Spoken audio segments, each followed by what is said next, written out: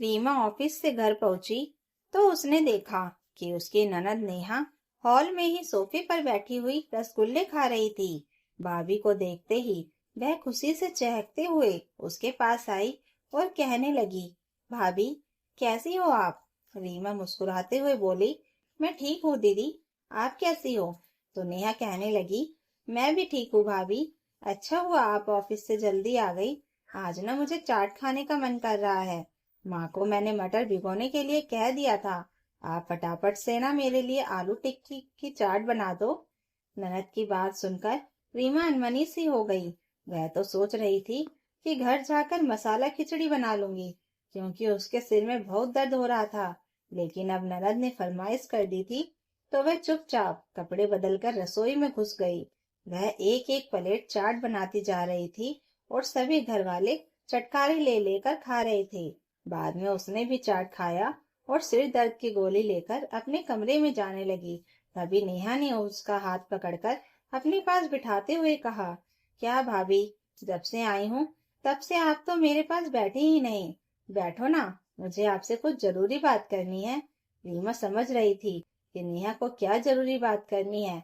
वह थोड़ी अनमनी सी हो गई और सोचने लगी कि जब रुपए पैसे की जरूरत होती है तभी ननद के मुंह से सैर टपकता है। खैर, थोड़ी देर तक इधर उधर की बातें घुमा फिरा कर करने के बाद नेहा बोल पड़ी, वो भाभी, मुझे ना एक वॉशिंग मशीन लेनी है। कुछ रुपए तो है मेरे पास, लेकिन कुछ रुपए कम पड़ रहे हैं, तो क्या आप मेरी थोड़ी सी मदद कर दोगी? अभी रीमा कुछ बोलती, इससे पहले ही उसकी सास सविता जी बोल पड़ी, अरे अरे बेटी, अभी पिछले महीने ही तो तुमने नया कूलर खरीदा था। अब इतनी जल्दी वॉशिंग मशीन लेने की क्या जरूरत है? तब वह कहने लगी, अरे माँ, मेरे भैया भाभी दोनों कमाते हैं, क्या मायके से मुझे इतनी मदद भी नहीं मिल सकती? मेरी सहेलियां तो कहती हैं कि मैं बहुत लकी हूँ, जो मेरे भैया भाभी दोनों जॉब करते हैं और मेरी हर इच्छा को पूरा कर देते हैं। पापा नहीं है तो क्या, मेरी छोटी छोटी इच्छाएं पूरी नहीं होंगी? इतना कहकर वह सबको भावुक करने के लिए अपनी सूखी हुई आंखों को दुपट्टे के छोर से रगड़ने लगी। तो रीमा सब कुछ समझते हुए भी बोल पड़ी, कोई बात नहीं दीदी, मैं आपको रुपए दे देती हूँ। आज ही मेरी सैलरी आई है। नेहा तुरंत ही खुश हो गई और अपनी भाभी के गले से लग गई। उसने अपनी ननद को रुपए दे तो दिए थे, लेकिन उसका मन बड़ा भारी हो रहा था और वह सोच रही थी कि मैं हर महीने इतनी मेहनत करती हूँ, तब जाकर मेरी सैलरी आती है और ननद सैलरी वाले दिन आकर कोई ना कोई बहाना बनाकर रुपए मांग कर ले जाती है। खैर, ननद को बुरा ना लग जाए, इसलिए वह उसकी हर फरमाइश पूरी कर दिया करती थी। लेकिन फिर भी सविता जी देख रही थी कि बेटी अपनी भाभी की कदर नहीं करती है, क्योंकि जब बहू ऑफिस में होती थी और तब बेटी घर आती थी, तो वह हमेशा अपनी भाभी की बुराइयां करती रहती थी कि भाभी तुम्हारा ठीक से ध्यान नहीं रखती। ऑफिस के चक्कर में उन्होंने तो घर के कामों से संन्यास ही ले लिया है। घर कितना बिखरा हुआ रहता है। सविता जी उसे समझाती थी कि अगर वह ऑफिस जाती है तो घर का कोई ना कोई काम तो छूटेगा ही। लेकिन नेहा अपनी माँ की बात समझने की कोशिश ही नहीं करती थी।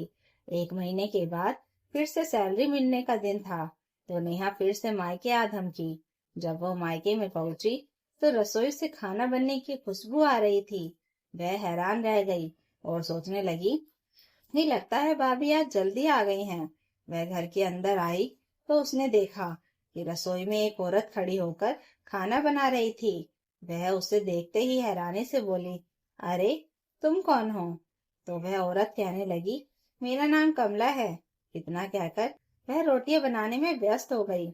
नेहा माँ को आवाज लगाते हुए व्यग्रता से बोली, माँ, कहाँ हो तुम? और सविता जी अपने कमरे से अपना चश्मा साफ करते हुए आई और चश्मा पहनकर खुश होते हुए बोली, अरे वाह बेटा, आई हो। नेहा कहने लगी, माँ, ये रसोई में कौन है जो खाना पका रही है? सविता जी कहने लगी, बेटी, 2 दिन हुए बहू ने कुक लगाया है, तो खाना यही बनाकर जाती है। सच में इसके कारण बहू को भी बड़ा आराम हो गया है और हमें भी समय से खाना मिल जाता है, क्योंकि बहू को ऑफिस से आते हुए देर हो जाती थी। तब वह रसोई में जाती थी तो खाना बनते बनते बहुत रात हो जाती थी। लेकिन अब तो समय से तीनों टाइम का भोजन मिल जाता है मुझे। फिर उन्होंने रसोई में झांक कर कमला से कहा, ये मेरी बिटिया है, अब बिटिया घर आई है तो मीठे में भी कुछ बना देना। तो कमला खुश होते हुए बोली, जी अम्मा जी, मैं खीर बना देती हूँ। नेहा मुंह बिचकाते हुए बोली, मुझे खीर पसंद नहीं है, मेरे लिए सूजी का हलवा बना देना तुम। कमला बोली, अच्छा बिटिया। नेहा नाराज हो गई और अपनी माँ से बोली, ये मुझे बिटिया क्यों बुला रही हैं? सविता जी उसे डांटते हुए बोली, अरे वो तुमसे बड़ी हैं, बिटिया बोल दिया तो क्या हो गया? फिर वह कमला से बोली, अच्छा कमला, थोड़े पकोड़े तल दो और चाय बना दो। प्याज के पकोड़े जरूर बनाना, नेहा को बहुत पसंद है। नेहा नाक मुंह सिकोड़े बैठी रही। थोड़ी देर में खाना बनाने वाली खाना बनाकर चली गई। आधे घंटे के बाद रीमा ऑफिस से घर आई। वह काफी थकी हुई लग रही थी। उसे देखते ही नेहा का गुस्सा फूट पड़ा और वह कहने लगी, भाभी, आप घर और ऑफिस साथ में मैनेज नहीं कर सकती थी क्या? आपको कुक लगवाने की क्या जरूरत थी? रीमा कहने लगी, दीदी, आज मैं बहुत थक गई हूँ, मैं खाना गर्म कर देती हूँ, हम बाद में बात करेंगे। उसकी ननद गुस्से में कहने लगी, अरे, ऑफिस से आकर खाना बनाने में कौन सी बड़ी थकान हो जाती थी आपको? आप पका पकाया खाना परोसकर कभी भी एक अच्छी बहू नहीं बन सकती। और ऑफिस में भी आप कौन सा बड़ा तीर मार लेती हो? कंप्यूटर की टेबल पर बैठकर कंप्यूटर ही तो चलाना होता है आपको, उसमें कहाँ थकान होती है? बेकार में आपने कुक लगवाकर रुपया बर्बाद किया। मैं तो कुक के हाथों की रोटियां नहीं खाऊंगी, आप ही मेरे लिए रोटियां पकाओ। रीमा हैरान थी, क्योंकि ननद हर महीने उसकी सैलरी मिलते ही कोई ना कोई जरूरत का नाम लेकर रुपए मांगने आ जाती थी। फिर बहू ने दिया ऐसा जवाब कि ननद चार खाने चित हो गई। रीमा ने धीरे से कहा, दीदी, मेरी सैलरी में कहाँ खर्च करूंगी, यह मैं देख लूंगी। मम्मी जी से भी इस उम्र में ज्यादा काम नहीं होता है, और मेरे ऑफिस में आने में देर हो जाती थी तो खाना बनने में भी देर हो जाती थी। मम्मी जी को दवाइयाँ लेनी होती है, इसलिए हम सब ने मिलकर यह फैसला किया है कि हम कुक रखेंगे। आपको कुक के हाथ का खाना नहीं खाना है तो आप खुद से रोटियां पका लीजिए। मैं तो बहुत थकी हुई हूँ, खाना नहीं बना सकती। यह सुनकर मैं गुस्से में आग बबूला हो उठी।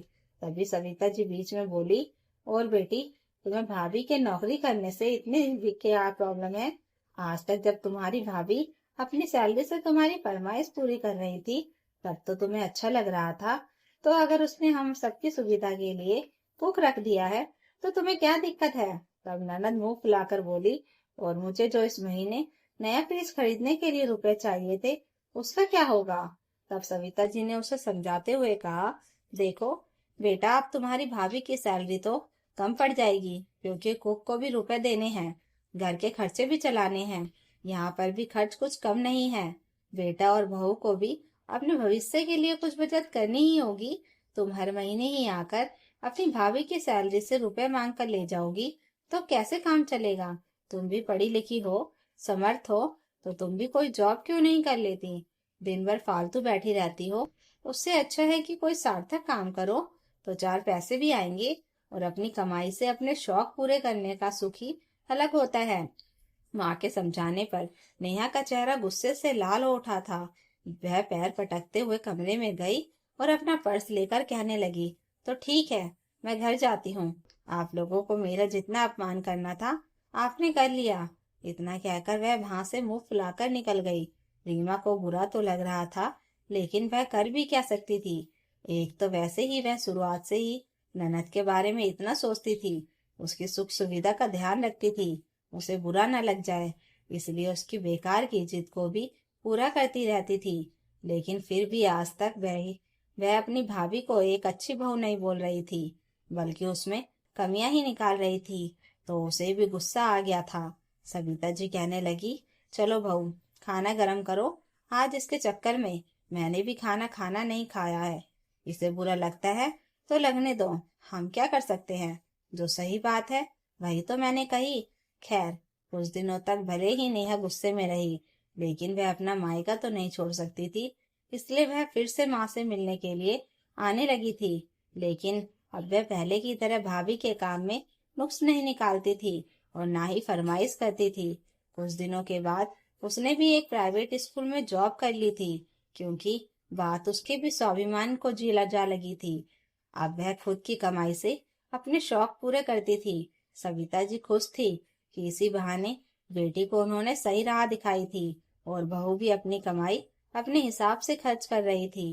तो दोस्तों, अगर कहानी अच्छी लगी हो तो लाइक कीजिए, कमेंट कीजिए और हाइप बटन दबाकर हमें और कहानियाँ लाने के लिए मोटिवेशन दीजिए और चैनल को सब्सक्राइब जरूर कर लीजिएगा। Thank you for watching.